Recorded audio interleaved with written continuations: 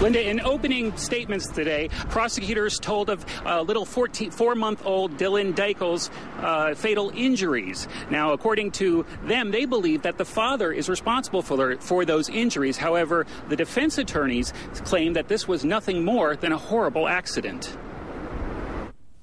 At the time he arrived, you'll hear from the medical personnel, Dylan Dankert was listless and had no pulse. That's how Hillsborough County Prosecutor Deborah Bell described 4-month-old Dylan Dankert's condition the day his father rushed him to the emergency room. Based on the nature of the injuries, the fact that the defendant is the only person who had contact with the victim that morning, and the extent of the injuries, at the conclusion of the case, the state will ask you to return a verdict of guilty. But the defense painted a different picture of the day's events. Mr. Dankert is here because of a tragic accident. The defense even went as far as to question the medical treatment the baby received and how that may have contributed to the infant's death. The hospital used poor judgment, and it was that poor judgment that resulted in a delay and contributed to his child's death.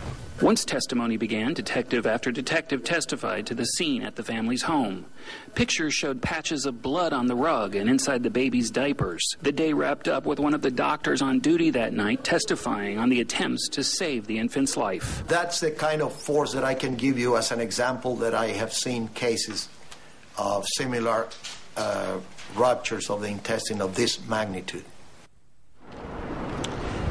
Now, in a separate case that actually won't be heard by this jury, Donald Dankert's actually facing charges in Pinellas County for allegedly strangling a 2-year-old girl, choking her. Now, that case is slated to go to trial next month. Reporting live in downtown Tampa, Scott Draper, ABC Action News.